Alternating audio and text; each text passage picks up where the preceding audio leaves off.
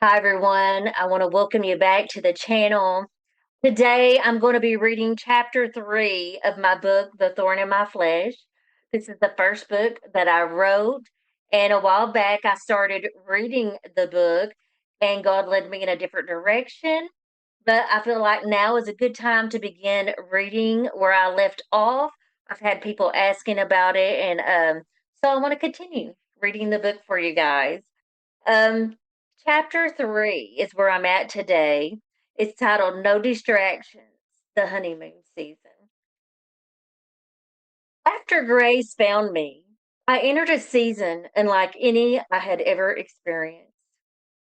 A season of solitude, quiet, and intimacy with Jesus that I would later look back on as the most beautiful of all. I was attending church and serving on the worship team, but my focus had shifted. The music, the ministry, and the community were blessings, yet they became the backdrop for what was truly happening in my heart, a deep personal encounter with God. It was a wilderness of sorts.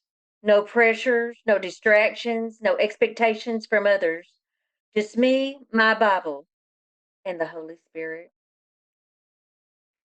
And it didn't feel lonely, on the contrary. It felt like a honeymoon, a secret season where God's love was poured out over me, and the noise of the world faded until I could finally hear his voice clearly. In those days, prayer became the heartbeat of my life. I would sit for hours, pouring out my soul, worshiping in whispers or tears, simply enjoying his presence. Time seemed to disappear, and I often forgot the world outside my four walls. During this season, God taught me patience, trust, and surrender. There was no rushing, no need to prove anything, no urgency except to abide. I realized that sometimes God's greatest work in a prophet or in anyone is done in the quiet. The wilderness was refining me, not by stripping things away in pain, but by drawing me closer to his heart. Visions continued to come, dreams lingered, and impressions would stir my spirit.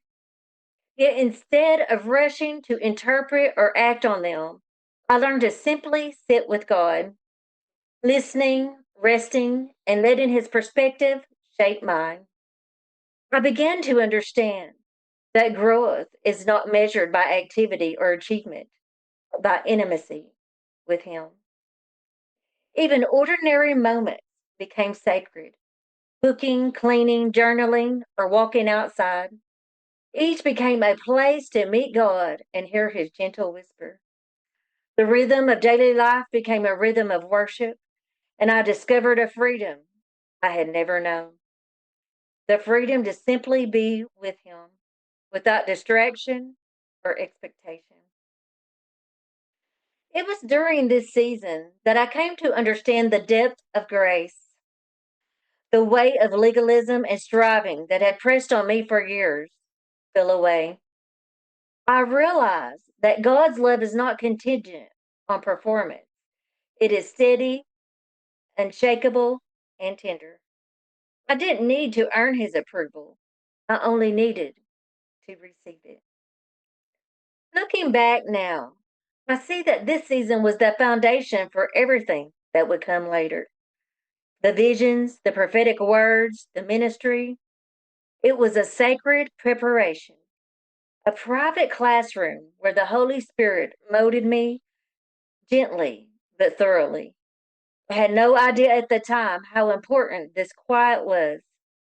I only knew I was in the presence of love that refused to leave me.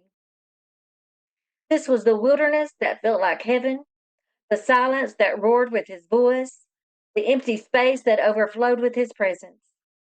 It was a season of no distractions, no interruptions, and no comparisons. Just me, Jesus, and the patient, unrelenting grace that would carry me through all the seasons yet to come. I have some reflective questions here. How can you stay focused on intimacy with God even while serving or engaging in ministry.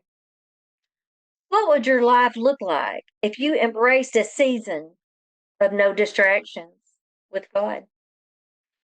In what areas of your life are you still trying to earn approval instead of resting in His love? How might God be preparing you in hidden ways that you cannot yet see? What ordinary moments in your day could become encounters with His presence? I hope you enjoyed chapter 3 today. I will see you all next time when I read chapter 4, and it is titled The Well in the Wilderness. See you next time.